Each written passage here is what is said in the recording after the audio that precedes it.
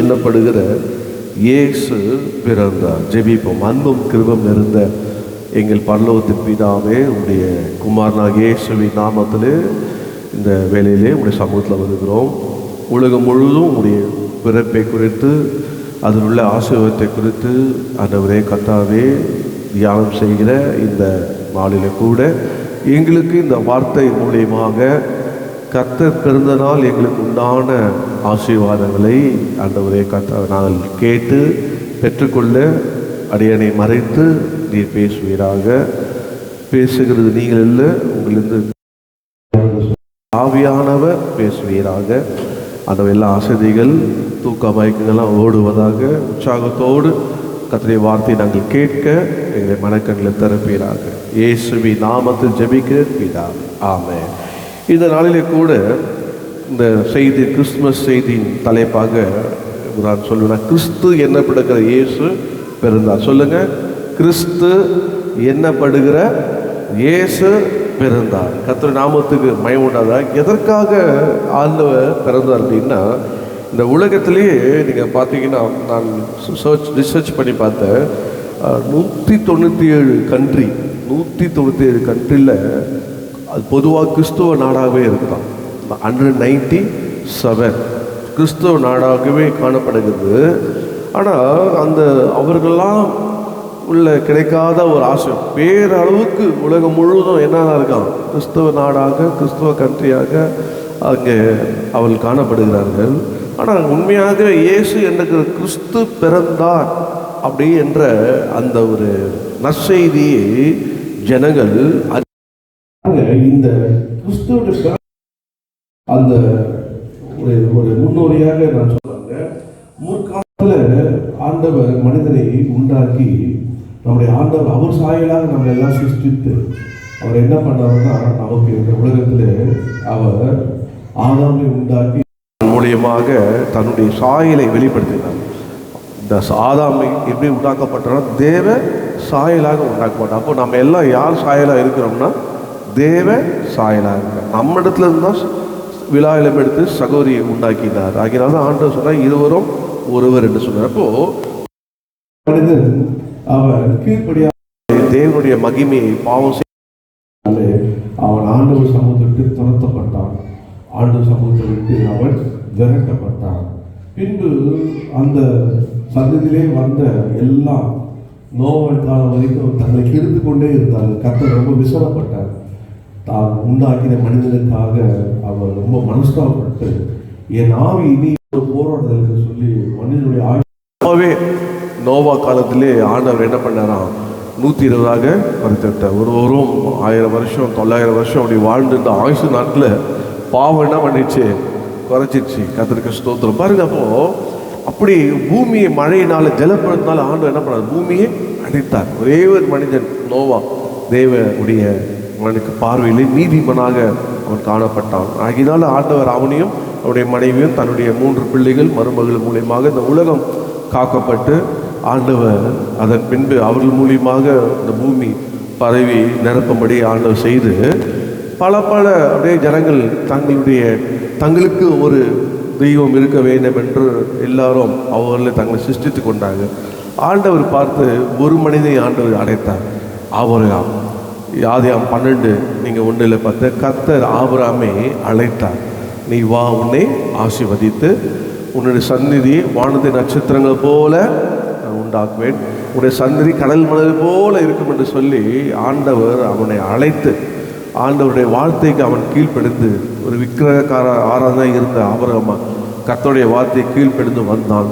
கர்த்தர் அவனை ஆசீர்வதித்து அவன் மூலியமாக ஆண்டவர் உடன்படிக்கை பண்ணினார்.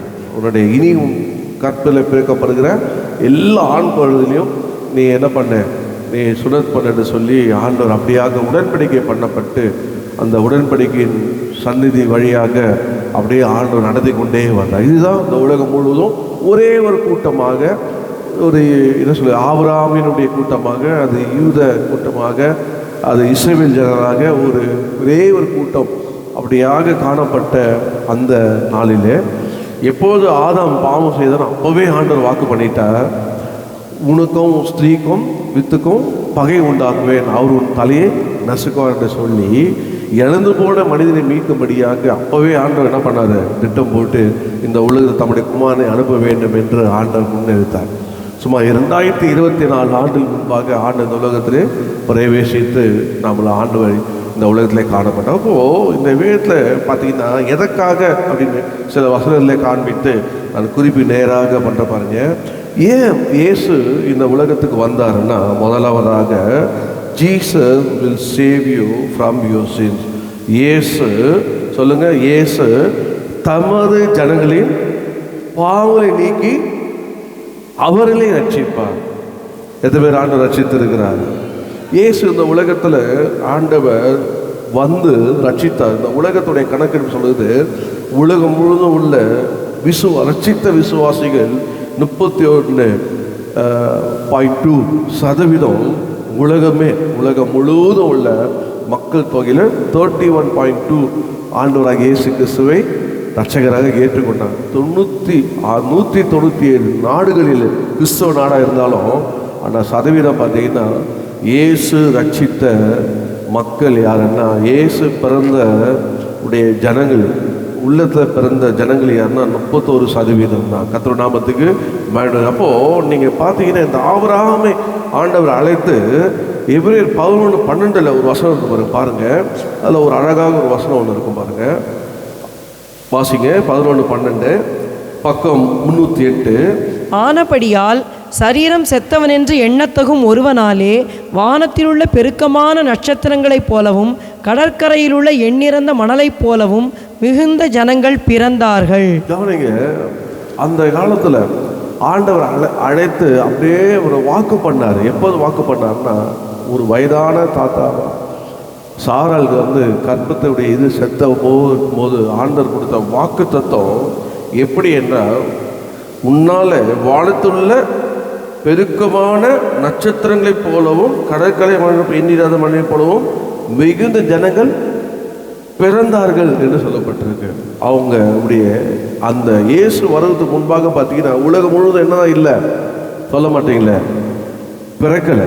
உலகம் முழுவதும் ஜனங்க பிறக்கலை. இப்போ 31% உலகம் முழுவதும் இயேசு வந்ததுனால இயேசு அனைவரும் உள்ளத்தில் பிறந்த அந்த நிலை ஜனங்கள் என்று சொல்லப்பட்ட இன்னைக்கு அநேக ஜனங்கள் இருக்கிறாங்க. கிறிஸ்தவங்கன்னா உலகம் முழுவதும் எப்படி இருக்காங்க, ஜனங்கள் இருக்காங்க. நீங்கள் பார்க்கலாம், எல்லாரும் இன்னைக்கு புது ட்ரெஸ் போட்டிருப்பாங்க. ஆனால் என்னதான் இருக்காது அவங்களுக்குள்ள, இயேசு எதுக்கு வந்த ரட்சிகர் உள்ள என்ன இருக்காது, இயேசு பிறந்திருக்க மாட்டார். சொல்லுங்கள், என்ன இருப்பாங்க, இயேசு சொல்லுங்கள். ஹாப்பி கிறிஸ்மஸ் அப்படின்னு சொன்னான்னா இயேசு பிறந்தார், உண்மை. ஹாப்பி கிறிஸ்மஸ் உன் உள்ளத்தில் பிறந்தார் மாதிரி கேட்கணும். எப்படி இயேசு உன் உள்ளத்தில் பிறந்தார், இயேசு ஏன் உள்ளத்தில் பிறந்தார், ஏன் உள்ளத்தில். அதுக்காக தான் இயேசு இந்த உலகத்தில் பிறந்தார். இந்த உலகத்தில் பிறந்து சரித்திரத்தை உண்டாக்கிட்டு போகிறதுக்காக ஆண்டவர் வரல. இந்த உலகத்தில் ஒரு சில ஜனங்கள் கடற்கரை மணலை போல் ரசத்தை போல் இருக்குன்னு சொன்ன அந்த ஜனங்கள் பார்த்தீங்கன்னா, எங்கெல்லாம் கடல் இருக்கோ அங்கே என்ன இருக்கும், அங்கே தான் மணல் இருக்கும். பக்கம் சொல்லுங்க, கடல் எங்கே இருக்கோ அங்கே தான் மணல் இருக்கும். அப்போது ஜனங்கள் எப்படி இருந்தாங்கன்னா, கடல் எங்கே இருக்கோ மணல் இருக்க போது தான் ஆபிரகாம் சேர்ந்தாங்க. ஆனால் உலகம் எங்கே இருக்குது, உலகம் முழுவதும் இன்னைக்கு ஆண்டவருடைய ஜனங்கள் இருக்கிறதுக்கு காரணம் என்னென்னா இயேசுனால் வந்தது. அல்லேலூயா. அவர் மணலை போல தான் பிறந்தாங்க.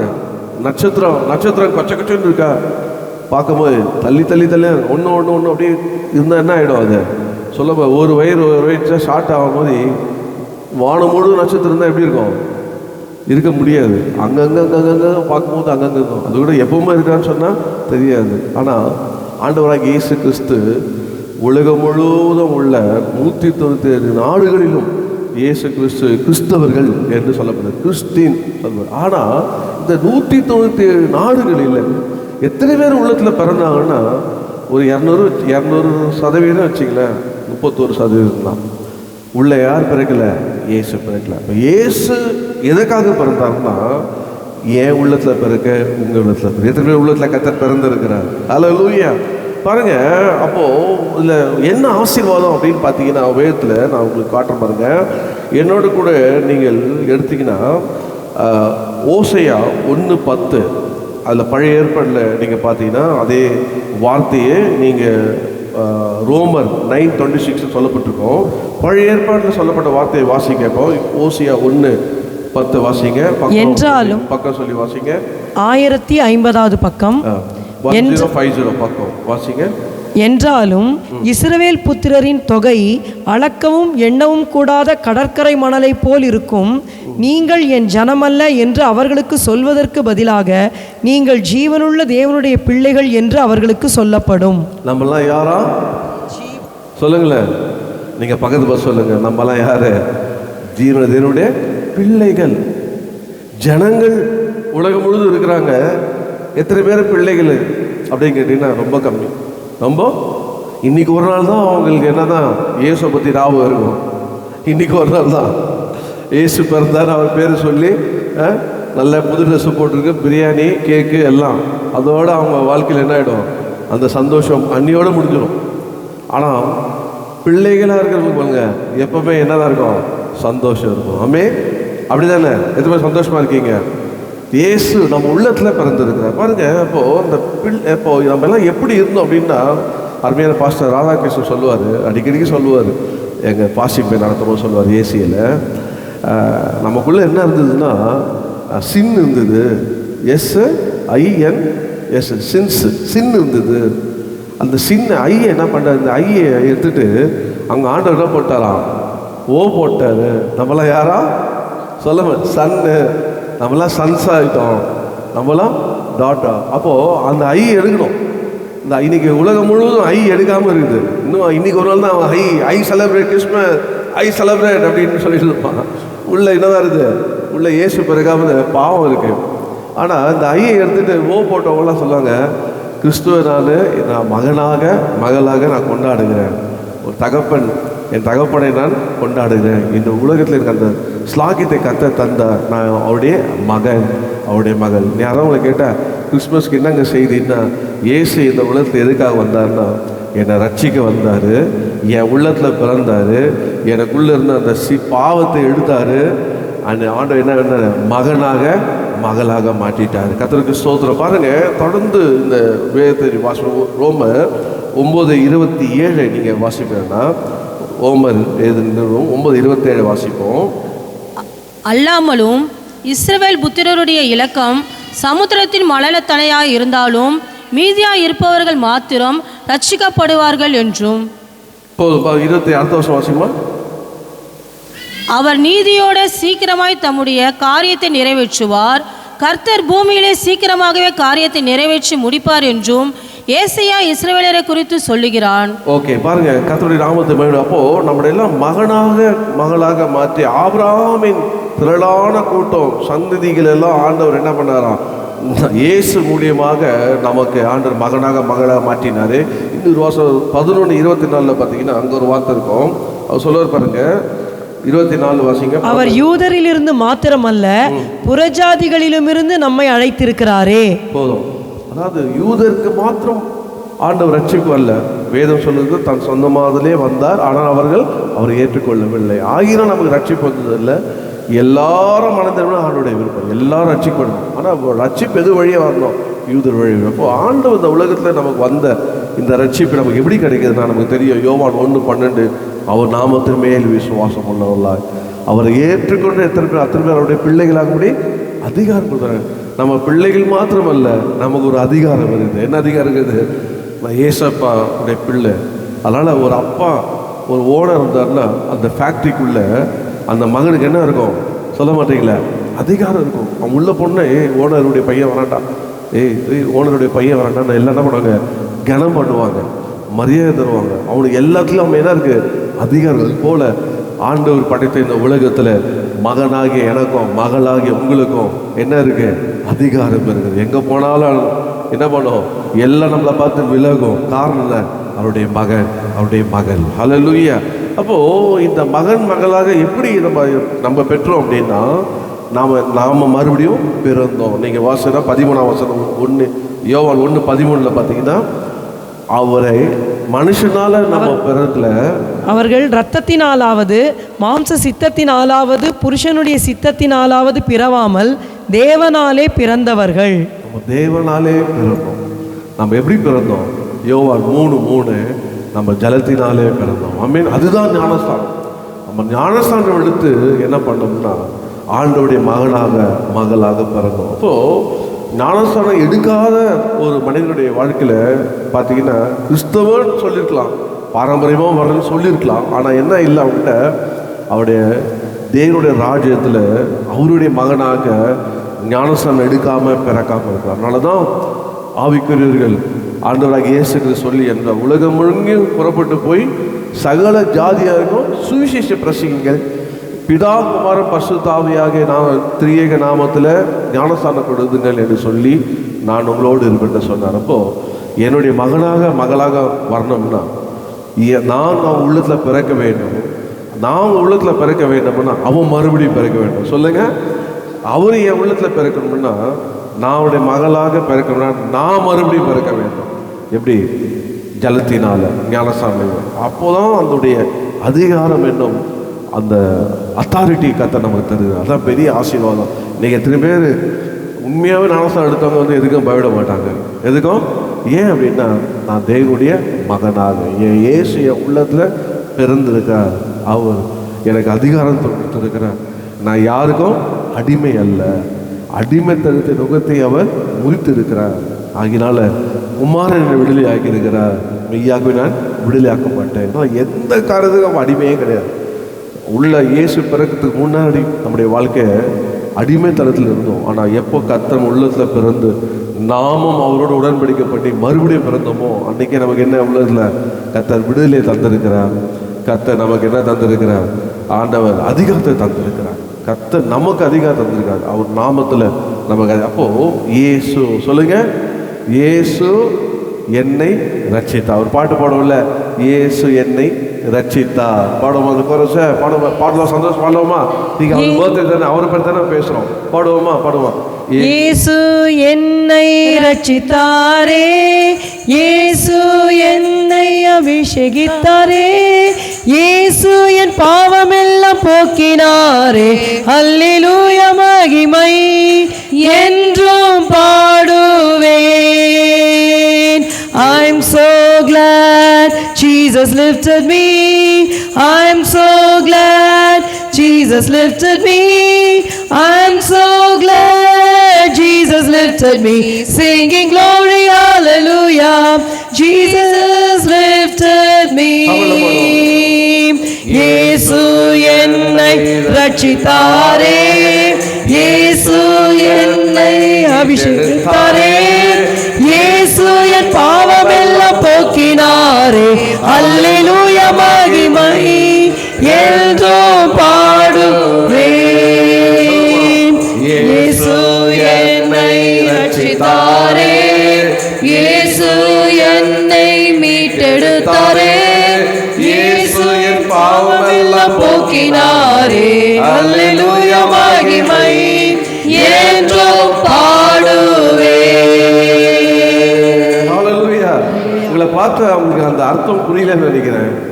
மீட் எடுத்தாருன்னா எப்படின்னா, உங்கள் நகையை கொண்டு போய் மாரடைகள் வச்சுட்டிங்கன்னு வச்சிக்கல, நீங்கள் அதை என்ன தான் பண்ணோம், வட்டி மூலியமா கட்டி அப்போ தான் என்ன பண்ண முடியும், மீட்க முடியும். அப்போது இல்லைன்னா அது என்ன தான், அது அங்கே தான் இருக்கும். ஸோ நம்மளை சாத்தானா பண்ணியிருந்தான்னா அப்படியா நம்மளை என்ன பண்ணினா குச்சி வச்சுக்கிட்டான். ஸோ நம்மளை யாருமே மீட்க முடியாது. பாவத்தினால, துக்கத்தினால, வியாதினால அவனுடைய கூட்டத்தானா நம்ம வச்சுட்டு இருந்தான். ஆனால் இயேசு வந்து தம்முடைய ரத்தத்தினால கர்த்தர் என்ன பண்ணாராம், கிரேகமாக நம்முடைய ரத்தத்தை நமக்காக கிரேயமாக செலுத்தி கர்த்தர் நம்மை மீட்டார். ஆமென். அதான் இயேசு என்னை ரட்சித்தார், இயேசு என் பாவம் எல்லாம் போக்கினார், இயேசு என்னை மீட்டெடுத்தார். அல்லேலூயா, தேவனுக்கு மகிமை. ஒரு அல்லேலூயா சொல்லுவோமா? எத்தனை பேர் மீட்கப்பட்டிருக்கீங்க? அப்படின்னா என்ன, நீங்கள் யாருக்கும் அடிமை இல்லை, இயேசு மீட்டு எடுத்திருக்கிறார். ஹல்லேலூயா. எவ்வளோ பேர் பாக்கி பாருங்க. யாரும் நம்மளை சொந்தம் கொண்டாடவே முடியாது. நாளைக்கு இன்னொரு வேர்டு சொல்லுவேன், என்னை உரிமை பாராட்டாது, நான் இயேசுக்கு சொந்தம். ஹல்லேலூயா. அம்மாவாக இருந்தாலும் சரி, அப்பா இருந்தாலும் சரி, யார் இருந்தாலும் சரி, என்னை நீ உரிமை பாராட்டாத. இந்த பாத்திரம் யாருக்கு தான்? இயேசுக்கு தான் சொந்தம். அவர் என்ன சொல்கிறாரோ அதுக்கு தான் முதல் ப்ரையாரிட்டி. அதுக்கப்புறம் மற்றதெல்லாம் எல்லாம் விட்டு எங்கன்னா காட்டுக்கு போனால் கூட காட்டுக்கு போயிடுவோம், மிஸ்டேரியா போனால் கூட போயிடுவோம். ஏன்னா நான் அவருக்கு சொந்தம், அவர் மீட்டு இருக்கிறார். அப்படின்னு கல்யாணம் ஆகிறதுக்கு முன்னாடி சொல்லி பயம் காட்டுவேன் வீட்டில். அதான் உண்மை. அப்படிதான் நம்ம வாழணும். நம்ம என்னை யார் மீட்டிருக்கா? இயேசு மீட்டு இருக்கிறார். அவர் எனக்கு என்ன சொல்கிறாரோ நான் அதை தான் செய்வேன். ஏன்னா என் உள்ள பிறந்தார், நான் அவருடைய மகனுடைய வேலை என்ன? தகப்பனை பிரியமாய் நடப்பது. ஆமென். இயேசு எப்படி பிதாவுக்கு பிரியமாக இருந்தாரோ நாம் இயேசுக்கு பிரியமாக இருக்கோம். அப்போது என்னை மீட்டு எடுத்திருக்கார் அப்படின்னு பாவத்திலேருந்து என்னை மீட்டு எடுத்திருக்கார். இயேசு அப்படின்னா என்ன? இயேசுனா நான் மத்திய 1:21 தம்முடைய ஜனங்களின் பாவங்களை நீக்கி ரட்சிக்கிறவர் தான். என்னை காப்பாற்றி இருக்கிறார்.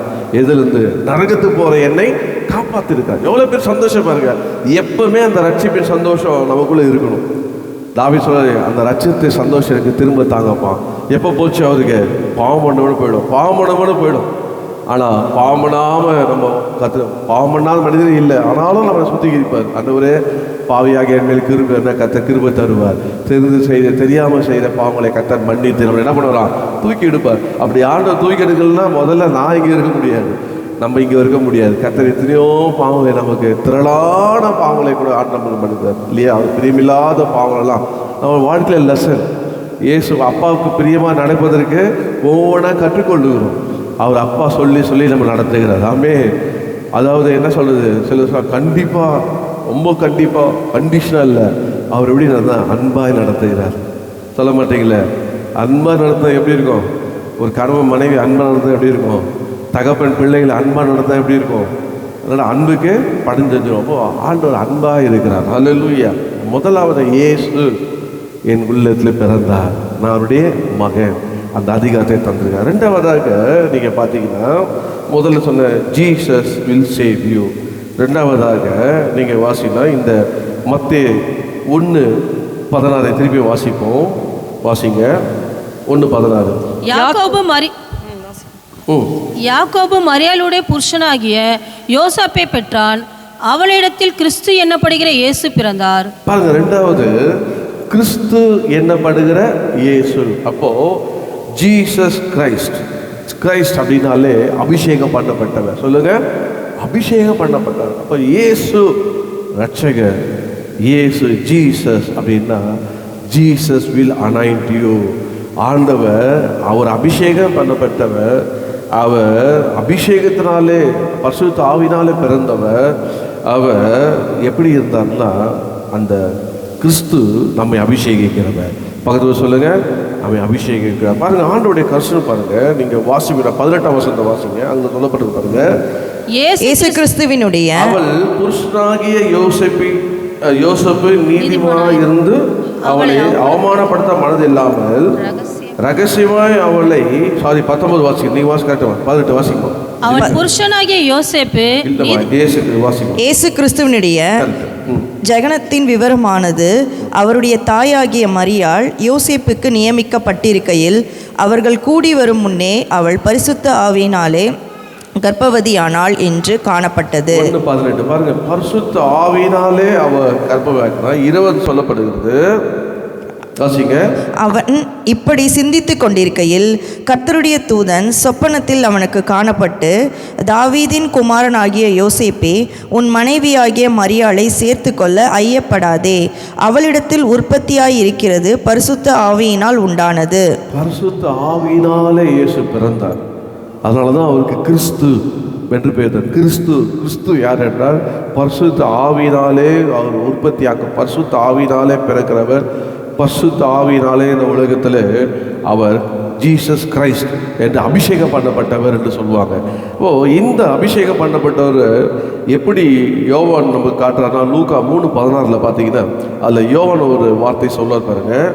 அந்த பக்கம் 81 அவர் சொல்லுவார் பாருங்க, யோவான் எல்லாருக்கும் பிரதி உத்தரமாக நான் ஜலத்தினால் உங்களுக்கு ஞானஸ்நானம் கொடுக்கிறேன், என்னிலும் வல்லவர் ஒருவர் வருகிறார், அவருடைய பாதரட்சைகளின் வாரை அவிழ்க்கிறதற்கும் நான் பாத்திரன் அல்ல, அவர் பரிசுத்த ஆவியினாலும் அக்கினியினாலும் உங்களுக்கு ஞானஸ்நானம் கொடுப்பார். பரிசுத்த ஆவியினாலும் அக்கினினாலும் நமக்கு ஞானஸ்நானம் கொடுப்பார். பாருங்க, அப்போ ஆண்டவருடைய இயேசு அவர் ஜீசஸ் கிரைஸ்ட் அப்படின்னா அவர் யாருன்னா, நான் என்னை அபிஷேகம் பண்ணுகிறவர். சொல்லுங்க, என்னை அபிஷேகம் பண்ணுகிறவர். யோவான் சொல்றாரு, நான் உங்களுக்கு தண்ணியில தான் முக்கியம் எடுக்கிறேன், ஆனால் அவர் ஆவினாலே உங்களுக்கு என்ன பண்ணுவார்? நிரப்பி உங்களை முக்குவார், உங்களை என்ன பண்ணுவார், முழுக போட்டுவார்.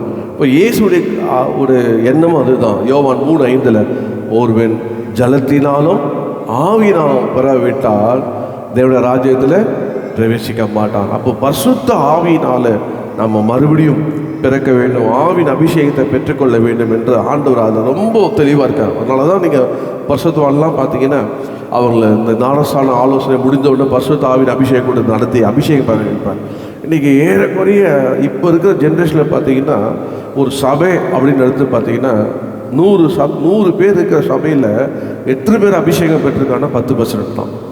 எத்தனை பேர்? 10% தான். இந்த ஏன்னா அந்த ஜனங்களுக்கு அந்த பரிசுத்த ஆவியை இயேசு நமக்கு தராரு, நமக்கு ஆண்டவர் அதுக்காக தான் அவர் இயேசு கிறிஸ்துவாக இந்த உலகத்தில் அவர் நம்முடைய பிள்ளையை மாத்திரம் ஆகுறது மாத்திரம் இல்லை, பரிசுத்த ஆவின் அபிஷேகத்தை நமக்கு தருகிறாரு. அந்த அபிஷேகம் எவ்வளோ ஒரு கனமானது. அந்த அபிஷேகம் நம்ம என்ன பண்ணோம்?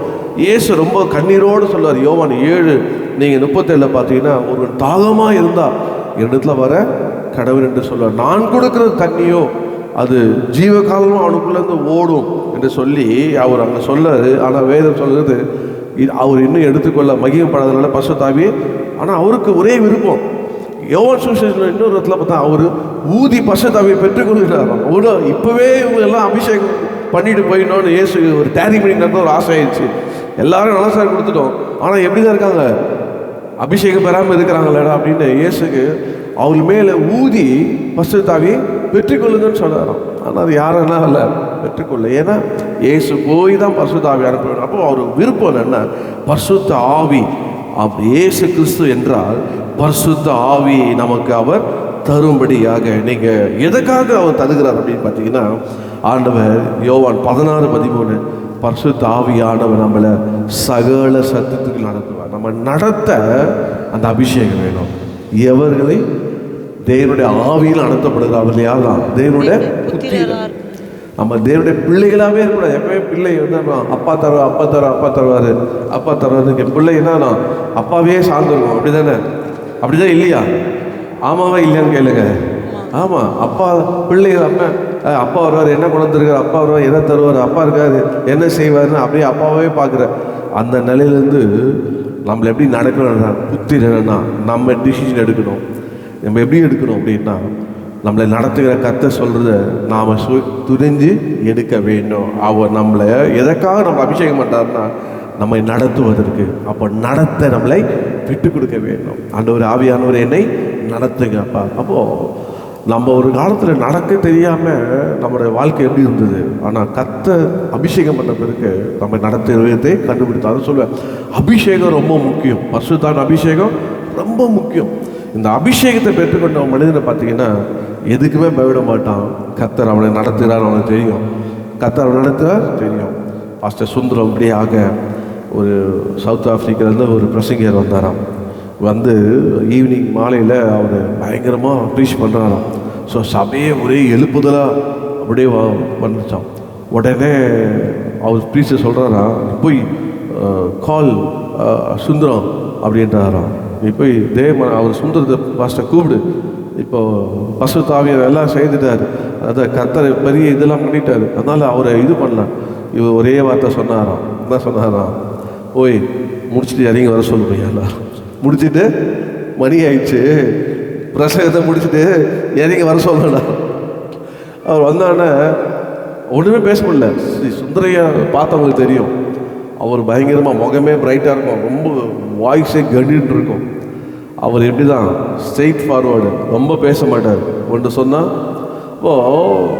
உடனே சபையெல்லாம் அப்படியே ரொம்ப எழுப்புதெல்லாம் அப்படியே சும்மா எல்லாம் அப்படியே கொண்டா எல்லாம் என்னாச்சு அமைதியாகிடுச்சு. எனக்கு தெரிய சபை எப்படி நடத்துகிறோன்னு, உன் வேலையை பார்த்து நீ போனாராம். அப்போ ஒரு வாட்டி பார்த்தார் ஆண்டவர் இவருக்கு ஒரு டெஸ்ட் வைக்கலாம்னு சொல்லிட்டு தூதன் அனுப்பிச்சாராம். சுந்தரம் இனி நீ ஓய்விடும். யார்? ஏஞ்சல் தேவ தூதனை அனுப்பி நீ என்னை இன்னைக்கு காலைல ஆண்டுருவார். ஒரு தூதன் அனுப்பிச்சு, பால் நீ ரெஸ்ட் எடுத்துக்குப்பா, என் ஜனகிட்ட நான் பேசுகிறேன் அப்படின்னா ரொம்ப சந்தோஷப்படுவேன். நான் சந்தோஷப்படுவேன் கண்டிப்பாக. ஏங்க தேவ தூதனை நீங்களாம் சொல்லுவாங்க ஏசியை ஓட்டியில் தேவத்தை வந்து பிரசங்கம் பண்ணாங்கன்னு இன்றைக்கி எப்படி உலகம் முழுவதும் ஒரே ட்ரெண்டாக போயிடுங்க அப்படியே இல்லை, எல்லாம் வந்து பார்ப்பாங்க இந்த சமயம் தேவத்தை வந்து பிரசங்கம் பண்ணா நான் சொல்லிட்டு இப்போ வர வீடியோலாம் இருக்குது, எல்லாம் பிடிச்சி போட்டுருவீங்க அப்படி தானே, நான் அலோவ் பண்ணியிருப்பேன் நீங்கள் பேசுங்க. ஆனால் அவர் அப்படி இல்லை. சொன்னாரா சுந்தரம் இன்றைக்கி ஓய்வு எடுத்துக்கோ, உனக்கு பதிலாக நான் பேசுகிறேன். அவர் சொன்னாரா ஓய் உன் வேலையை நீ பாரும், என் வேலையை நான் பார்க்குறேன்னாரா. சொல்லுங்க என்ன சொன்னார், உன் வேலையை நீ பாரும், என் வேலையை நான் பார்க்குறேன். இப்போ என்ன தைரியம் அப்படின்னா அந்த அபிஷேகம். அவர் சொல்லுவார், அடிக்கடி சொல்லுவார், தலைமையில் கை வச்சு அவர் என்ன அபிஷேகம் குறையாமல் இருக்கணும், அபிஷேகம் குறையாமல் இருக்கணும், அந்த அபிஷேகத்தை வாஞ்சிக்கணும். அந்த அபிஷேகத்தை நீங்கள் அப்படி தாகமாக இயேசு கிறிஸ்து யாருன்னா நம்ம அபிஷேகம் பண்ணுவார். பாருங்கள், இன்னொரு வருஷத்தை உங்களுக்கு காட்டுறேன். இந்த அபிஷேகம் அவன் ஆண்டவர் சொல்லும் போது யோவான் 3:6 மாம்சத்தில் பிறக்கும் மாம்சமாக இருக்கும், ஆவினால பிறப்பது ஆவியாக இருக்கும். நீங்கள் ஈஸியாக கண்டுபிடிச்சிடலாம். ஒருத்தர் பிஹேவி பார்த்தீங்கன்னா, அவனுடைய வாழ்க்கையை பார்த்தீங்கன்னா, அவன் எடுக்கிற முடிவுகளை பார்த்தீங்கன்னா எல்லாமே அது ஆவிக்குரியதா மாம்சக்குரியதான். ஆவி பெற்றவன் யோசி நிதானித்து ஆவினால் நடத்தப்பட்டு எடுப்பான். அது எப்படி இருக்கணும்னா ஆவியின் சிந்தை ஜீவனாக இருக்கும், மாம்ச சிந்தை கடைசியில் இந்த மரணத்துக்கு போயிடும். ஸோ அப்போது எல்லா சபைகளிலும் இந்த நாட்கள் என்ன தேவைன்னா அந்த அபிஷேகம் தேவை. ஆமென். அந்த அபிஷேகம் தேவை. இந்த கிறிஸ்து பிறப்பிற்கு ஆண்டவர்கிட்ட சொல்லலாம், ஆண்டவரே எனக்கு நீங்கள் கிஃப்டாக எங்களுக்கு தர விரும்பினது அந்த பரிசுத்த ஆவியின் அபிஷேகம், அதான் இயேசு கிறிஸ்து, அது எனக்கு தாங்கப்பா அப்படின்னு. அந்த கிறிஸ்து இன்னொன்று பார்த்தீங்கன்னா 1 Corinthians 10:4 பார்த்தீங்கன்னா அந்த கண்மலையாக கிறிஸ்து அந்த காலத்தில் தண்ணீர் குடித்தாங்க. ஆனால் இந்த கண்மலையாக கிறிஸ்து தம்முடைய ஆவினால் நம்முடைய தாகத்தை தீர்க்கிறாராம், நம்முடைய தாகத்தை தீர்க்கிறாராம். ஆகினால தொடர்ந்து நீங்கள் பார்த்தீங்கன்னா 16-17 பார்த்தீங்கன்னா ஒரே ஒரு கண்டிஷன், விக்கிரக ஆராதனைக்கு விலகி ஓடுன்றார். நம்ம எதையுமே விக்கிரகமாக வச்சிடக்கூடாது. ஒரு சிலைக்கு முன்பாக போய் வணங்குறது மாத்திரமல்ல, நமக்கு இருதயத்தில் எதுவுமே விக்கிரகமாக வச்சிடவே கூடாது. அதை விட்டு விலக வேண்டும்.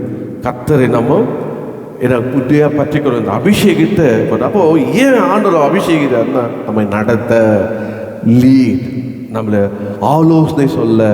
கர்த்தர்கிட்ட போய் எத்தனோ முறை அபிஷேகம் பண்ணுறவங்க ஜெபம் பண்ணும் போது எதுக்காக ஜெபிக்கிறாங்க அப்படின்னா ஆலோசனைக்காக கேட்பாங்க. சொல்லுவேன், கர்த்தருக்கு நான் ஆலோசனை தருவார், அவர் ஆலோசனை கொடுப்பாராம். ஆவியானவர் நம்மளுக்கு ஆலோசனை கொடுப்பார். ஆவியானவர் போல ஒரு நல்ல நடத்துகிறார். அது மாத்திரமல்ல, அவர் நமக்கு தம்முடைய ஜீவ தண்ணீரை நமக்கு கொடுக்குறாரு. அந்த ஆசீர்வாதம் மாத்திரமல்ல, 16-17 பார்த்தீங்கன்னா அந்த கிறிஸ்துவாகிய தம்முடைய சரீரத்தை நமக்கு தருகிறார், தம்முடைய ரத்தத்தை நமக்கு பாடம் பண்ண வைக்கிறார். கிறிஸ்து இயேசு கிறிஸ்துவை பற்றி சொல்லுகிறார். ஒவ்வொரு மாதம் நம்ம சரீரத்தை நம்ம பிட்டு நம்ம அவரோட ஐக்கியத்தை காண்பிக்கிறோம். அவர் ரத்தத்தை பாடம் பண்ணி நம்முடைய ஐக்கியத்தை காண்பார். கிறிஸ்து நமக்காக பிக்கப்பட்ட அந்த சரீரத்தை நம்ம நினைவு கூறுகிறோம். அப்போது இது எல்லாத்துக்கும் மேலே இருக்க கடைசியாக எபேசியர் 4:30 மீட்கப்படும் நாளுகள் நம்ம என்ன பண்ணுற ஆண்டவர் முத்திரை போடுகிறார். பரிசுத்த ஆவியினால் நம்மை முத்திரை போடுகிறார். அதனால் நம்ம எதுவுமே தொட முடியாது. இன்றைக்கி அடிக்கடி சில சொல்கிறாங்க, அது ஒரே பேய் தொல்லையாக இருக்குது, ஒரே ஏவில் பிசாசாக இருக்குது, ஒரே கட்டாக இருக்குது. எனக்கு விரோதமாக நான் சொல்கிறேன், உண்மையாக ஆண்டவர்கள் அபிஷேகம் பண்ணி உங்களை மீட்க போகிறதுக்காக உங்களுக்கு முத்திரை போட்டுத்தாருன்னா இஸ்ரவேலுக்கு விரோதமான மந்திரமும் இல்லை, யாக்கோபுக்கு விரோதமாக குறிசொல்லும் இல்லை. பழைய ஏற்பாடில் சங்கீதக்காரன் சொல்கிறோம், சங்கீதம் 91 வாதை உப்புவாதே அணுக, எது வந்தாலும் விரட்டது வேலை நம்ம வேலை தான். கர்த்தர் என்ன கொடுத்துருக்காரு சொல்ல மாட்டீங்களே, அதிகாரம் கொடுத்துருக்காருங்க. அவருடைய மகன் எங்கே வந்திருக்க, ஓடி இயேசு நாமத்தில், எல்லா வியாதியும் ஓடி இயேசு நாமத்தில் ஏறும், திடீர்னு ஏறும், ஓடி இயேசு, இறங்கி இயேசு விரட்டுகிற அதிகாரம் தந்திருக்கிறார். அது மாத்திரமல்ல, நம்மளை முத்திரை போட்டுருக்கிறார். நம்மளை ஒன்றும் தொடது நமக்கு தெரியும், ஏற வருது நமக்கு தெரியும். உடனே நம்ம அதிகாரத்தை பயன்படுத்தும். ஓடி இயேசு நாமத்தை, எங்கே வர சுட்டி இருக்கிற இயேசு நாமத்தை சொல்லுங்க.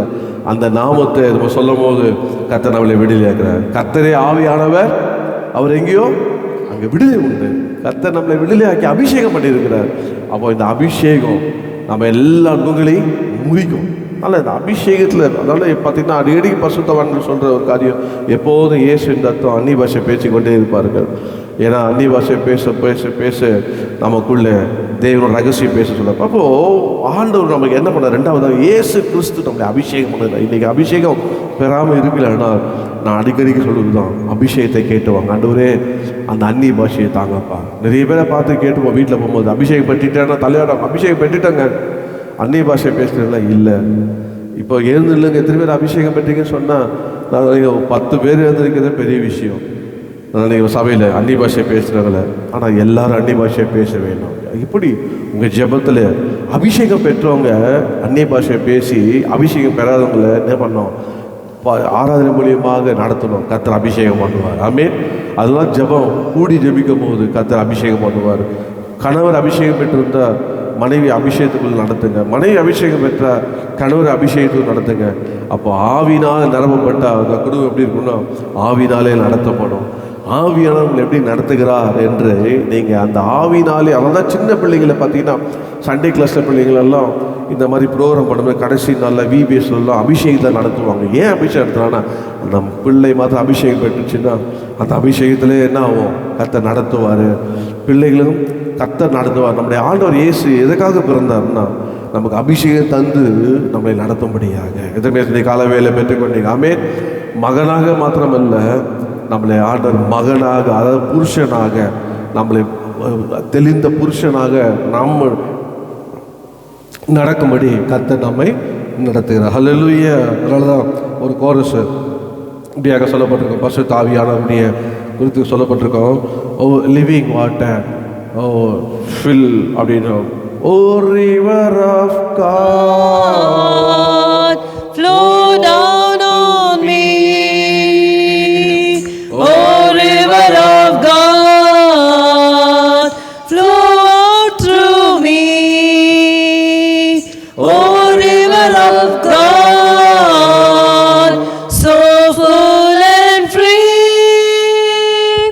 oh river of God, I come to thee.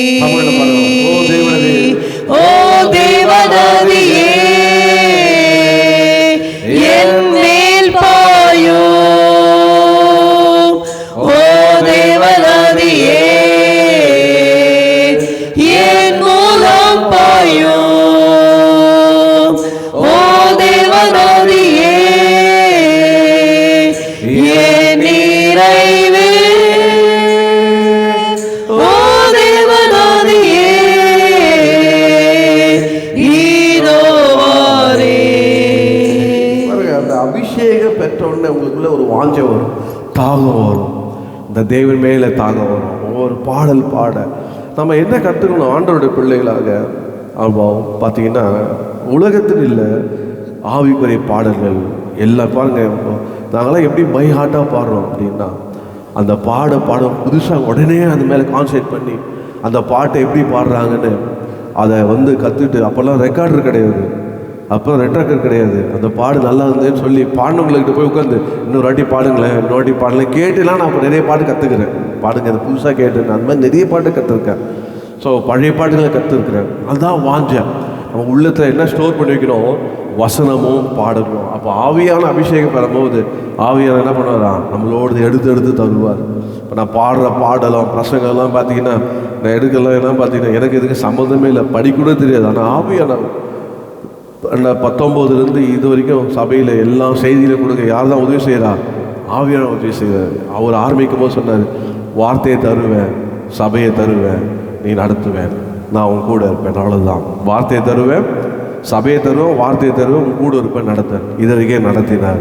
உனக்கு விரோதமாக உருவாக்கப்பட எந்த ஆயுதமும் வாய்க்கால்.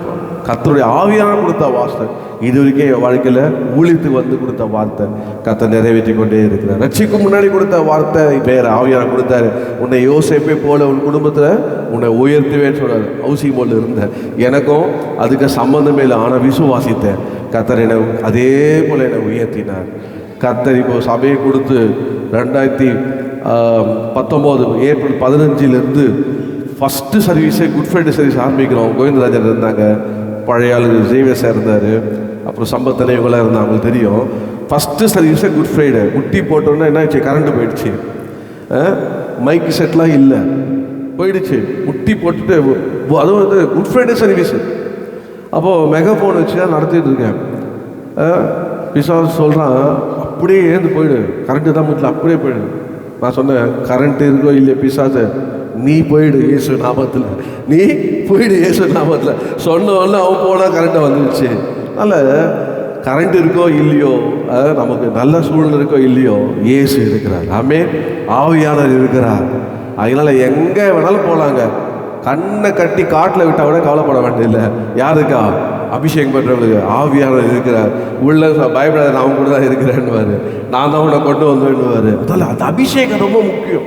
அந்த அபிஷேகம் பண்ணவன் பார்த்தீங்கன்னா டக்குன்னு சோர்ந்தா கூட திடீர்னு ஆண்டவர் என்ன பண்ணாரு? பலப்படுத்திடுவார், அவனை உயிர்ப்பித்துடுவார். இந்த அபிஷேகம். அதனால் எப்போவுமே அபிஷேகத்தில் பாடும் போது ஆராதனை தான் வச்சோம். ஏன் அன்னி பாஷை பேசுங்கன்னு சொல்கிறோம்? நல்ல ஆவியில் நிரம்பி அன்னி பாஷை. அதுக்காகவே ஏன் நம்மளை அபிஷேகம் பண்ணுறது? முதலாவது இயேசு என்ன பண்ணார்? என்னை ரட்சித்தார். எப்படி ரட்சிப்பு கொடுத்தாரு? என் உள்ளத்தில் பிறந்தார். பிறந்த நாள் நான் என்னவான மகனாக. என்ன சொல்லவே மாட்டீங்க? எல்லாருக்கும் பசிக்குதா? சொல்லுங்க. இயேசு என்னை ரட்சித்தார். ஏன் பிறந்தாரு?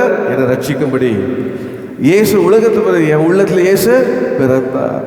இப்போ நான் அவருக்கு மகனாக மகளாக நான் பிறந்திருக்கிறேன். ஹல்லேலூயா. ரெண்டாவது இயேசு கிறிஸ்து யாரு? அபிஷேகிக்கிறார். என்னை அபிஷேகம் பண்ணியிருக்கிறார். என்னை அவர் மீட்க போகிறார். என்னை முத்திரை போட்டிருக்கார். இந்த உலகத்தில் எதை குறித்து எனக்கு கவலையே இல்லை. ஏங்க எதிர்காலத்தை கூட தான் பயப்பட வேண்டியது. நாளைக்கு பயப்படவே கூட அபிஷேகம் பண்ணால் பயப்படவே மாட்டாங்க. எல்லாத்துக்கும் என்ன பண்ணுவான்? ஸ்தோத்திரம் பண்ணுவான். கர்த்தருக்கு ஸ்தோத்திரம். இதை பறிச்சா ஆண்டவர் என்ன பண்ணாரு? நமக்கு திரும்பி எல்லாத்தையும் சேர்த்து தருவார். அதான் கர்த்தருக்கு ஸ்தோத்திரம். இது போனது நமக்கு நல்லது தான். என்ன வரப்போகுது? நல்லது வரப்போகுது. கர்த்தருக்கு ஸ்தோத்திரம். இப்படி தான் நம்ம, அதான் விசுவாசம். ஆண்டவர் நம்ம ஆவியாக நம்ம கூட இருக்க கைவிட மாட்டார். ஏன்னா இதை நடத்துகிறது யார்? ஆவியானவர். நான் அவருடைய புத்திரன். கர்த்தருக்கு மூணாவதாக வேகமாக நான் சொல்லிட்டு போகிறேன், குறிப்பை மாத்திரம். மூணாவதாக இயேசு கிறிஸ்து யார் அப்படின்னு பார்த்தீங்கன்னா, நீங்கள் வாசிங்க. இதே மத்திய 1:23 சொல்லப்பட்டிருக்க வாசிங்க. அவன் இதோ ஒரு கன்னிகை கர்ப்பவதியாகி ஒரு குமாரனை பெறுவாள், அவருக்கு இம்மானுவேல் என்று பெயரிடுவார்கள் என்று சொன்னான். இம்மானுவேல் என்பதற்கு தேவன் நம்மோடு இருக்கிறார் என்று அர்த்தமாம். மூணாவது முதல்ல சொன்ன Jesus will save you, Jesus will anoint you. மூணாவது Jesus shall be called Emmanuel, God with us. ஆமென். மூணாவது ஜீசஸ், இயேசு. அவர் யாருன்னா இம்மானுவேல். அவர் இம்மானுவேலா உங்களோடு என்னோட. பக்கத்தில் சொல்ற தேவன் உங்களோடு, தேவன் நம்மோடு. தேவன் ஒரு மனிதனோடு இருக்க முடியுமா? இருக்க முடியாது. தேவன் எப்படி இருக்காரு? இயேசு சொன்னார், பிதாவை ஒருவனும் ஒரு காலம் கண்டதில்லை, செல்ல பிள்ளையாகிய நானே அவரை கண்டேன். அப்படியே கண்ட இயேசு மூலியமாக இயேசு சொன்னார், என்னை கண்டவன் பிதாவை கண்டார்.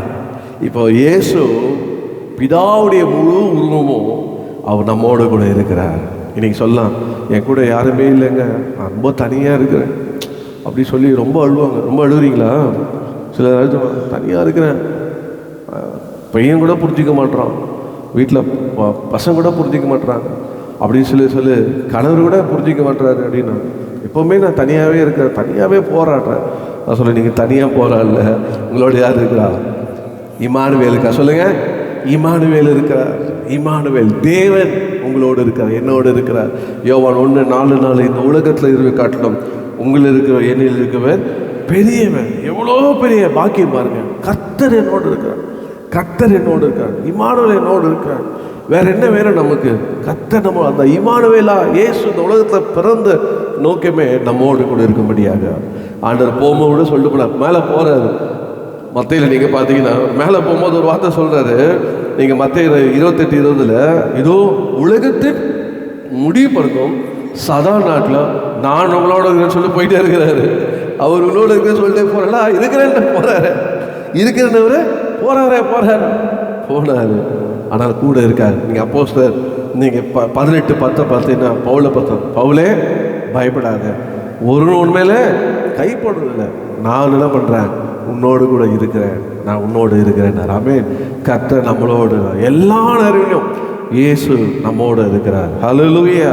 அவருடைய ஆண்டவர் அவர் யாருன்னா இயேசு கிறிஸ்து மாறாதவரே, மாறாதவரே, மாறாதவரே, ஆமென். இயேசு கிறிஸ்து மாறாதவரே, நித்ய நித்தியமா. அவர் மாறாதவர். அவர் வார்த்தையில மாற்றம் இல்லை, அவர் அழைத்த அழைப்பிலே மாற்றம் இல்லை. இம்மானுவேலாய் நம்மளோடு இருக்கு. அப்போ கிறிஸ்மஸ் பிறந்தார். எப்படி பிறந்தார்? ஏன் பிறந்தார்னா என்னோடு இருக்கும்படி பிறந்தார். சொல்லுங்க, எப்படி இருக்கிறாரு? உன்னோட இம்மானுவேலா இருக்கிறார். ஹல்லேலூயா. அது போதும். பாருங்க, நேரம் வைத்து அடுத்த குறிப்பு பாருங்க. நீங்க நாலாவதாக இயேசு நம்மளோட இருந்து மாத்திரமல்ல, நாலாவதாக பார்த்தீங்கன்னா நீங்க மத்திய சுவிசேஷம் 2:6 பார்த்தீங்கன்னா அவர் யார் என்று பார்த்தா சொல்லுங்க. யூதேயா தேசத்தில் உள்ள பெத்லகேமே, யூதாவின் பிரபுக்களின் சிறியதல்ல, என் ஜனமாகி இஸ்ரவேலை ஆளும் பிரபு உன்னிடத்திலிருந்து புறப்படுவார் என்று தீர்க்கதரிசியினால் எழுதப்பட்டிருக்கிறது என்றார்கள். இப்போ Jesus Christ prince of Judah, ஹல்லேலூயா. அவர் யாருன்னா, அவர் வசனம் சொல்லுகிறது, யூதாவின் பிரபுக்களின் சிறியவனும் என் ஜனமாகி இஸ்ரவேலை ஆளும் பிரபு, என் ஜனமாகி இஸ்ரவேலை ஆளும் பிரபு. ஸோ ஜீசஸ் யார்னா, Jesus Christ princes of Judah. அவர் ஆளுகை செய்கிறவர். இயேசு எதுக்காக பிறந்தாரு? ஆமாம், சில சொல்ல பாருங்க, பிள்ளைன்னா இப்படி விட்டுட்டீங்க, அதை தண்ணி தெளித்து விட்டங்க, அது திருந்துற மாதிரியே கிடையாது. ஆனால் ஆண்டவர் அப்படியே இல்லை, நம்மளை ஆளுகை செய்கிறவர். ஆமென். ஆண்டவரே என்னை ஆளுகை செய்து நடத்துங்கப்பா. என்னுடைய சுயம் ஆளக்கூடாது, ஆண்டவரே என்னுடைய மாம்சம் ஆளக்கூடாது, நீரே என்னை ஆளுகை செய்து நடத்துங்கன்னு சொன்ன கர்த்தர் எல்லாவற்றையும் ஆளுகை செய்வார். அவர் ஆளுகை செய்யும்படி தான் அவர் ஆளணும். அவருடைய பிள்ளைய நமக்கு நம்மளை ஆளுகத்தை விட்டு கொடுக்கணும். அவளை விட்டு கொடுத்தான். எப்படியா? அவர் ராஜாவா இருந்து நம்மளை ஆளுகை செய்வார். ஹல்லேலூயா. அவர் நம்மை ஆளுகை செய்யும் போது Jesus Christ prince of Judah shall rule you, rule my people. அவர் என்னை ஆளுகை செய்வார், என்னை ஆளுகை செய்வார். அதனால் அவன் சொல்லணும். அதனால ஃபாதர் அப்படியா பண்ண, ஆளுகை செய்யும் ஆவியானவரே,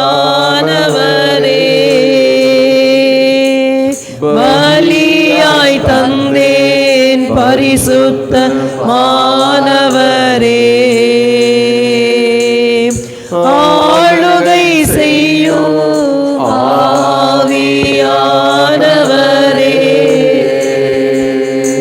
பலியாய் தந்தேன் பரிசுத்தமானவரே. பாருங்க, கண்ண முடிக்கிற நமக்கு சொல்லி போதும் சொல்லி பாருங்க. அப்போ நம்மளை ஆளுகை செய்கிறவர். அப்போ ஆளுகை செய்யறதுக்கு என்ன பண்ணால், நம்மளை ஆண்டவருக்கு சப்மிட் பண்ணணும். நான் இஷ்டத்துக்கு இருப்பேன், நான் இஷ்டத்துக்கு வாழ்வேன் அப்படின்னு சொன்னேன். எது இருந்தாலும் ஆண்டவர் நீங்களே என்னை ஆளுகை செய்யுங்கப்பா, நீங்களே என்னுடைய பிஸ்னஸை ஆளுகை செய்யுங்க, என் குடும்பத்தை ஆளுகை செய்யுங்க, என்னை ஆளுகை செய்யுங்க, என் பிள்ளைகளை ஆளுகை செய்யுங்க, உங்களுடைய ஆளுகைக்கெல்லாம் நான் இருக்கணும்ப்பா அப்படின்னா அவர் ஆளும்போது எப்படி இருக்கும்? சமாதானமாக இருக்கும், சந்தோஷமாக இருக்கும், ஆசீர்வாதமாக இருக்கும். அவர் ஆளுகை செய்யும் போது யாரை நம்ம அவர் கையிலேருந்து பறிக்கவே முடியாது. என் வாழ்க்கையை அவர் ஆளுகை செய்யணும். சொல்லணும், என் வாழ்க்கையை இயேசு ஆளுகை செய்கிறார். ஹல்லேலூயா. ஆளுகை செய்கிறவன். முதல்ல சொன்னேன் இயேசு. சொல்லுங்க, இயேசு. யார் இயேசு? எதுக்காக பிறந்தார்? என்னை ரட்சிக்க பிறந்தார். சொல்லுங்க, என்னை ரட்சிக்க பிறந்தார். அது மாத்திரம் இல்லை, ரட்சிக்க பிறந்த இயேசு என் உள்ளத்தில் பிறந்தார். என் உள்ளத்தில் பிறந்தார். நானும் அவருடைய மகளாக பிறந்தேன், மறுபடியும் பிறந்தேன். ரெண்டாவதாக இயேசு கிறிஸ்து யாரு? என்னை அபிஷேகம் பண்ணுகிறவர். ஆமென். என்னை அபிஷேகம் பண்ணுகிறவர், என்னை அபிஷேகம் பண்ணி என்னை நடத்துகிறவர். எப்படி? மகனாக இல்லை, புத்திரனாக. மூணாவதாக இயேசு கிறிஸ்து இம்மானுவேலா இனமனார் என்னோடு இருக்கிறார், என்னோடு இருக்கிறார். Jesus call Emmanuel. அப்புறம் நாலாவதாக Jesus Christ prince of Judah, அவர் ராஜாவாக என்னை ஆளுகை செய்கிறார். Jesus Christ prince. ஐந்தாவதாக அவர் சொல்ற ஜீசஸ் கிரைஸ்ட் ஆஃப் நாசரத். நீங்கள் வாசிப்பீங்கன்னா அப்போஸ்தலர் 3 6 நீங்கள் வாசிங்க, நம்ம வாசி முடிப்போம். அப்போஸ்தலர் 3:6. அப்பொழுது பேதுரு, வெள்ளியும் பொன்னும் என்னிடத்தில் இல்லை, என்னிடத்தில் உள்ளதை உனக்கு தருகிறேன், நசரேயனாகிய இயேசு கிறிஸ்துவின் நாமத்தினாலே நீ எழுந்து நட என்று சொல்லி. இங்க பாருங்க, நசரேயனாகிய இயேசு கிறிஸ்துவின் நாமத்தினாலே நீ எழுந்து நட. மூணாவதாக ஜீசஸ் கிரைஸ்ட் ஆஃப் நாசரத். இன்னைக்கு 5 காரணம். இயேசு கிறிஸ்து, இயேசு என்ற இம்மானுவேல், இயேசு கிறிஸ்து என்ற ராஜா, இயேசு கிறிஸ்து, நசரேயனாகிய இயேசு கிறிஸ்து. இந்த நசரேயனாகிய இயேசு கிறிஸ்து என்ன பண்ணுகிறார் அப்படின்னா, நமக்குள்ளே அவர் எல்லாத்தையும் நமக்கு தந்திருக்கிறார். என்ன தந்திருக்கிறாரு? எழுந்த நட, ஒரு முடவனை நடக்கிற வல்லமை தந்திருக்கிறார். வியாதியை குணமாக்குற அபிஷேகத்தை தந்திருக்கிறார். அவர் தகப்பனாக எல்லாவற்றையும் நம்மகிட்ட கொடுத்துட்டார். நீங்கள் பார்த்தீங்கன்னா ஆதியாகமத்தில் பார்த்தீங்கன்னா இப்படியாக 25:5 நீங்கள் வாசிப்பீங்கன்னா அதில் பார்த்தீங்கன்னா ஒரு தகப்பன் என்ன பண்ண ஈசா இடத்துல எல்லாத்தையும் ஒப்பு கொடுத்துருவாங்க. வாசிங்க. அதில் ஆபிரகாம் தனக்கு உண்டான யாவையும் ஈசாக்குக்கு கொடுத்தான். தனக்கு உண்டானது யாவையும் ஈசாக்கு கொடுத்தானோ. இப்போ இவர் சொல்றாரு, எனக்கு உள்ளது முன்னிடத்துல தருகிறேன்றார். என்ன உள்ள பார்க்குறான், என்னடா உள்ளது என்ன தருகிறாரு?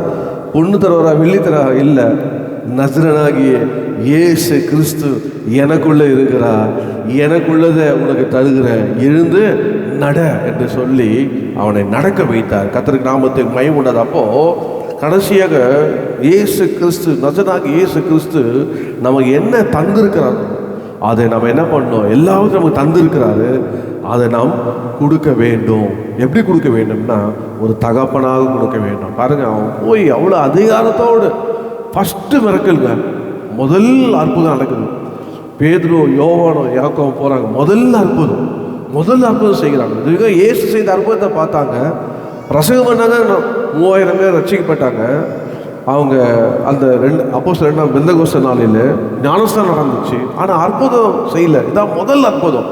அங்கே மென்ஷன் பண்ணுறாரு, நசரேயனாகிய இயேசு கிறிஸ்து என் உள்ள இருக்கிறத அந்த நாமத்தில் எழுந்து நட என்று சொன்னாங்க. அப்போது நாம் யார் என்றால், எங்கெல்லாம் நாம் பார்த்து வாழ்க்கையில் முடங்கி போயிருக்கிறார்களோ அவரில் என்ன பண்ணோம்? என்கிட்ட ஒன்று இருக்குது, என்னது? நசரேயனாகிய இயேசு கிறிஸ்து நாமத்தில் முடங்கினதை விட்டு எழுந்துரு, கட்டை விட்டு எழுந்துரு என்று சொல்லி நம்ம தூக்கி விடணும். இப்போ யார் தூக்கி விடுவான்னா, ஒரு தகப்பன் குணம் உள்ளவன் தான் தூக்கி விடுவான். நீங்கள் 1 கொரிந்தியர் 4:15 பார்த்தீங்கன்னா பிரசங்கியவர் அநேகர் இருக்கிறாங்க, ஆனால் தகப்பன் மாதிரி இல்லை. அவனுடைய வாழ்க்கையில் போக போக நம்ம எப்படியா மாறினோம்? தகப்பன் போல தகப்பனுடைய குணம் நமக்கு இருக்கணும். ஃபாதர்ஸ் ஹார்ட் இருக்கணும். நம்முடைய ஆண்டவர் எனக்கு எல்லாம் எனக்கு கொடுத்துருக்கிறார். எங்கள் அப்பா எனக்கு எல்லாம் கொடுத்து, எனக்குள்ளே இருக்குது. உங்களுக்குள்ளே இருக்கா? உங்களுக்குள்ளே இருக்குது. எல்லாம் உங்களுக்குள்ளே கொடுத்துருக்கிறார், நமக்குள்ளே கொடுத்துருக்கிறார். அதை நம்ம என்ன பண்ணணும்னா, இந்த கிறிஸ்மஸ் அன்னைக்கு போய் கொண்டு போய் நம்ம பேர் முடங்கி வாசலில் உட்காந்துருக்காங்க, தெருவில் உட்காந்துருக்காங்க, நடுத்தருவில் இருக்கிறாங்க. அவங்களெல்லாம் போய் பார்த்து என்ன பண்ணோம்? எனக்குள்ளதை உனக்கு தருகிற நசரேயனாகிய இயேசு கிறிஸ்து நாமத்தில் எழுந்து நடப்பா, அவன் தூசியை விட்டு உதறி எழுந்திருப்பா என்று சொல்லி நீங்கள் போய் ஆண்டவருக்கு அந்த தகப்பன் குணத்தை காண்பிக்கணும். கிறிஸ்மஸ் அப்போது நான் என்ன பண்ணுவேன்னா, ரட்சிக்கப்பட்ட நாள்லேருந்து நல்ல ஆராதனை முடிஞ்சு நிறைய கேக்காக வாங்கி பேக்கில் வச்சுக்கிட்டு எல்லா ஃப்ரெண்ட்ஸ்லாம் பார்த்துட்டு இயேசு கிறிஸ்து, ஜீசஸ் லவ்ஸ் யூ சொல்லிட்டு என்ன பண்ணுவேன்? கேக்கை கொடுத்துட்டு, இயேசு இன்னைக்கு மாத்திரம் இல்லை, என் உள்ளத்தில் பிறந்தார், you know my life, how I'm happy அப்படின்னா. So give place to Jesus, let him born in your heart. உங்கள் இதயத்தில் இடம் கொடுப்பா, அவன் உள்ளத்தில் பிறக்கட்டும் அப்படின்னு சொல்லி அது மூலியமாக என்ன பண்ணுவேன்? அந்த அன்பை காண்பை சுவிசேஷம் சொல்லுவேன். ஒவ்வொரு வருஷமும் தவறாமல். சிலருக்கு கேக்கு, சிலருக்கு ட்ரீட்டு. ஹோட்டல் எங்காலா தாம்பரத்தில் இருக்க டிபார்ட்மெண்ட்டை கூட்டு போவோம். என்ன மாதிரி நான் கூட பார்க்கறேன்னா ரொம்ப லூசுதனமாக பண்ணிட்டு போவோம் அப்படின்ட்டு. அதெல்லாம் சேர்த்து வச்சா கூட பெரிய பணக்காராக இருப்போம் பொருள். எங்கெல்லாம் பொஃபே சாப்பாடு வாங்கி கொடுப்பேன். என்ன வாங்கி கொடுப்பேன்? ஒரு நாள் அட்மின் கூப்பிட்டு போவேன். கிறிஸ்மஸ் ஆனாலே இந்த டேட்டில் அவங்கள கூப்பிட்டு போவேன். அடுத்த நாளில் என்ன பண்ணுவேன்? வேறு டிபார்ட்மெண்ட் கொடுப்பேன். டிபார்ட்மெண்ட்டாக ஹெச்ஆரை கூப்பிட்டு போவேன். டிபார்ட்மெண்ட்டை கூப்பிட்டு போய் என்ன பண்ணுவேன்? ஃபுல்லாக பொஃபே சாப்பாடு கொடுப்பேன். எல்லாம் கேட்டுத்தாலே பாஸ்டர் நமக்கு எப்போ தான் ட்ரீட் கொடுப்பான்னு பார்க்குறீங்களா? எங்களை பார்க்குற மொழி எடுத்தது எப்போடா நமக்கு ஆண்டர் இந்த மாதிரி பாஸ்டர் நமக்கு இந்த மாதிரி ஒரு பொஃபே வச்சு எல்லாம் சாப்பிடுறாங்க 30% ஐட்டம்ல எல்லாருக்கும் தரேன். ஹல்லேலூயா. பாருங்க, இப்போது ஏன் நான் செய்கிறேன் அப்படின்னா அது மூலியமாக என் சாட்சி சொல்லியிருக்கேன். இல்லைப்பா அவங்க நீ என்ன ஒயிட் ஷர்ட்டே போடுற, கலர் ஷர்ட்டே போட மாட்டேன். ஃபீல்டு இன்ஜினியராக இருக்கும்போது என்ன பண்ணுவேன், கலர் ஷர்ட் போடுவேன் மாதிரி. ஏன்னா வண்டியில் போகிறோம், சர்வீஸ் அழுக்காடும். ஆனால் எப்போ இன்மேட்ஸாக போடணும் ஃபுல்லாக ஒயிட் ஷர்ட் தான்.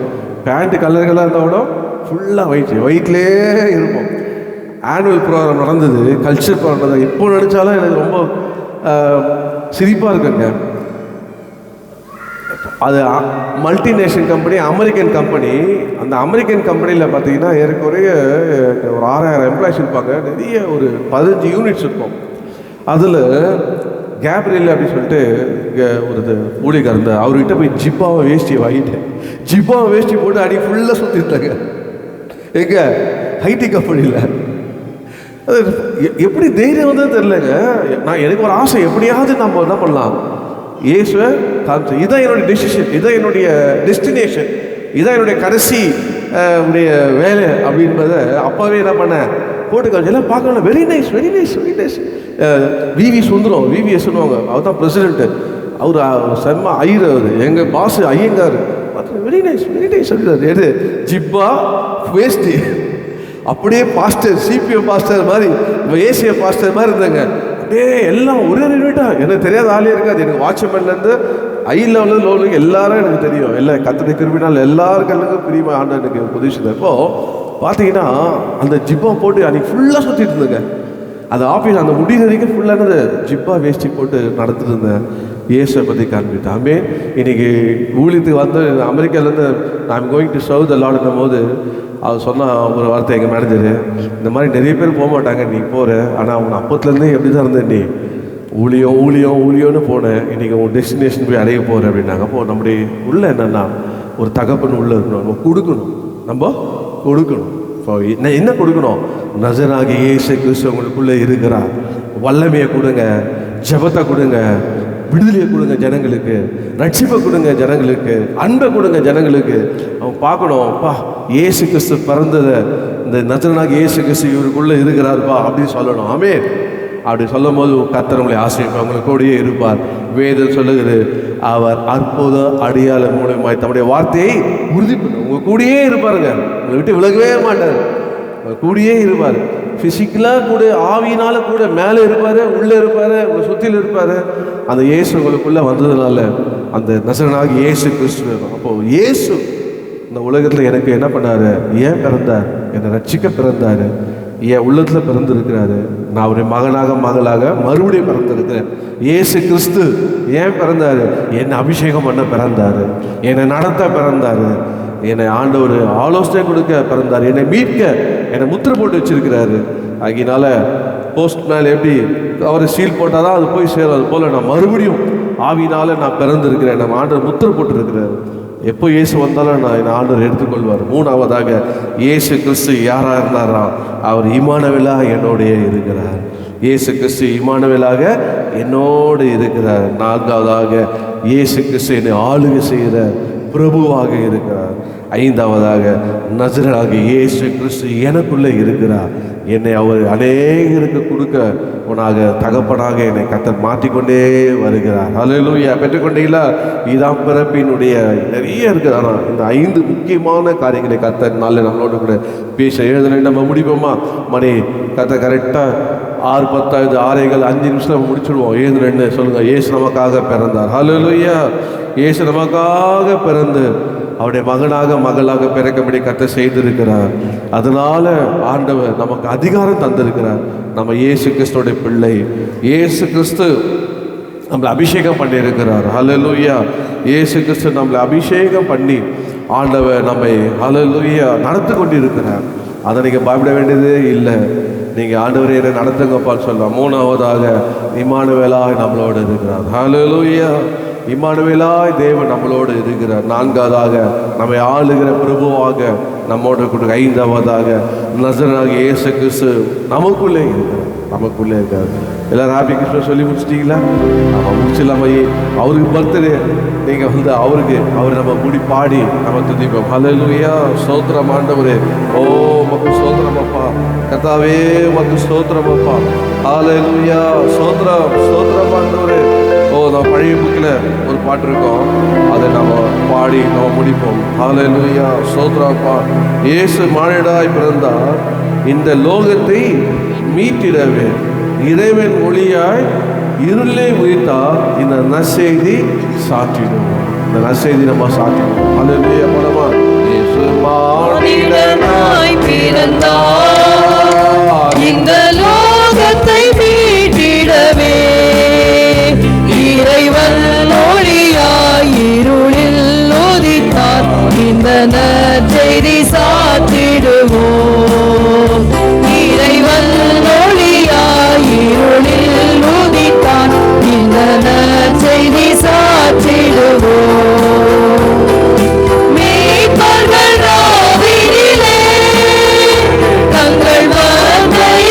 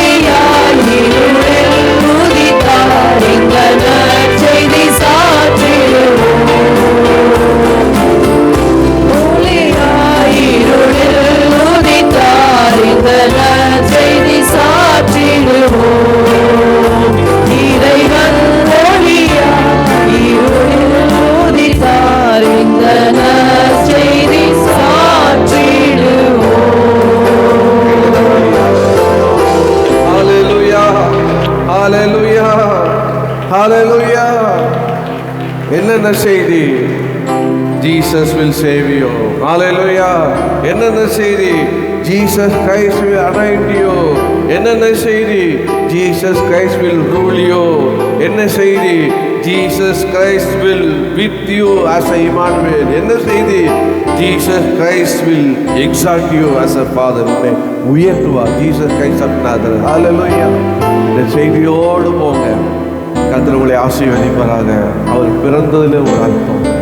உலகத்தை பார்க்கும்போது சொல்லணும், இந்த உலகத்தில் எனக்குள்ளது ஆண்டவர் பிறந்தார், மகனாக மகளாக. ஆமே, என்னை அபிஷேகம் பண்ணினார், என்னை நடத்தபடியாக. ஓ ஹல்லேலூயா. அவர் என்னோடு, அவர் ராஜாவாக பிரபுவாக என்னை ஆளுகை செய்கிறார். என்னை ஆண்டவர் இம்மானுவேலாக என் கூட இருக்கிறார், தனியாக இல்லை. தேவன் என்னோடு இருக்கிறார். என்னை ஆண்டவர் தகப்பனாக என்னை உயர்த்துவார். ஆத்துமாக்களை தந்து அநேகருடைய எழுப்புகிற, தட்டி எழுப்புகிற, விடுதலை ஆக்குகிற ஆண்டவர் அந்த நசரேயனாகிய இயேசு கிறிஸ்து எனக்குள்ள இருக்கிறவர். என்னை அவர் உயர்த்துவார். ஹல்லேலூயா. எப்போது என்னை உயர்த்தி வைப்பார். இந்த இயேசு அதுக்காக என்னை பிறந்தார். ஹல்லேலூயா. ஆகினால் ஆண்டவருக்காக அவர்கள் அந்த இயேசுவிடத்தில் காணிக்க, வெள்ளி எல்லாத்தையும் காட்டிலும் நான் சொல்லுவேன், ஆண்டவருக்கு நம்ம என்ன கொடுக்க வேண்டும் என்றால், நம்ம மேல அவர் அன்பு கொடுத்த அந்த இயேசுவை நமக்கு அன்பு செலுத்துவேன். நாமே அவருடைய மகனாக மகளாக அவருக்காக சாட்சியாக வாழ வேண்டும். கர்த்தர் கிருபை செய்வாராக. ஜெபிப்போம். அன்பு கிருபை நிறைந்த எங்கள் பரலோகத்தின் பிதாவே, உடைய குமாரனாகிய இயேசுவின் நாமத்தில் காலை தொடங்கி மட்டமாக கிறிஸ்துவாகிய உம்முடைய பிறப்பை குறித்து பாடவும், உம்மை ஆராதிக்கவும், உடைய சமூகத்துடைய வார்த்தை கேட்கவும் நீ அடையாளம் பாராட்டின எல்லா கிருபைகளுக்காக ஸ்தோத்திரம். நீ பிறந்த நோக்கம் என்ன என்பதை நாளே எங்கள் ஊரோடு பேசுனீங்கப்பா. தொடர்ந்து இந்த நோக்கம் நிறைவேற எங்களை ஒப்புக் கொடுக்கிறோம். அந்த ஒவ்வொருவரையும் கிறிஸ்து இயேசுனுடைய பிறப்பின் ஆசீர்வாதத்தால் நிரப்புவீராக. இங்கே போகும்போது சொல்லட்டும், அவருடைய மகன், அவருடைய மகன், அவர் என்னை அபிஷேகம் பண்ணியிருக்கிறார், அவர் என்னை நடத்துகிறார், ஆளுகை செய்து நடத்துகிறார், அவர் எனக்கு என்னோடு இருக்கிறார், அவர் என்னை உயர்த்துவார், என்னை உயர்த்துவார் சொல்லிட்டு போகப்பா. அந்த ஒவ்வொரு ஆசீர்வதிங்க. அவங்க கொடுக்கிற தசகமாக்கானிக்கு ஆசீர்வதிங்க. எல்லா துதிகளையும் உங்களுக்கே சொல்லிக்கிறோம். நடக்க போகிற நாடசன ஆராதனை கருத்தில் போகிறோம். இன்றைக்கும் ஆண்டவரே உங்களுடைய ராஜ்யத்திலே உங்களுடைய மகனாக மகளாக பிறக்க போகிற உங்களுடைய பிள்ளைகளுக்கு ஆசீர்வதிக்கிறோம். வெளி சபையிலிருந்து 1 மணிக்கு வந்து அந்த ஜனங்கள் நாடசம் எடுக்கிறாங்கப்பா, அதுக்காக ஸ்தோத்திரம். 27ஆம் தேதி நாடசம் எடுத்து மறுபடியும் பிறக்க உள்ளத்திலே இயேசு பிறக்க ஒப்புக்கொடுத்துற மக்களுக்காக ஸ்தோத்திரம். ஆண்டவர் 30ஆம் தேதி நாடசம் எடுக்கிற மக்களுக்காக ஸ்தோத்திரம்ப்பா. கதை எங்கள் சபை அப்படியாக இங்கே உள்ள எல்லா சபைகளுக்கும் அந்த ஆசீர்வாதமாக நீங்கள் வைத்ததுக்காக ஸ்தோத்திரம். நடந்து நடத்துங்க. அந்த ஒவ்வொரு ஆசீர்வாதம் துதிகன மகிமைக்கே சொல்லுங்க. இயேசுவின் நாமத்தை ஜெபிக்கிறோம். ஆமென். எல்லாம் செய்ய சொல்லுமா, என் ஆத்துமாவே கர்த்தரை ஸ்தோத்திரி, என் முழுமையோட பரிசுத்த நாமத்தை ஸ்தோத்திரி, என் ஆத்துமாவே கர்த்தரை ஸ்தோத்திரி, கர்த்தர் செய்த சகல காலங்கள். ஆமென். ஆமென். கர்த்தராகிய இயேசு கிறிஸ்துவின் கிருபை, பிதாவாகிய தேவனுடைய அன்பும், பரிசுத்த ஆவியானுடைய அந்யோன்ய ஐக்கியமும் நம்ம அனைவரோடு சகல பரிசுத்தத்தோடு கர்த்தரை வருகை இருப்பதாக. ஆமென். ஆமென். ஆமென். We wish you happy Christmas.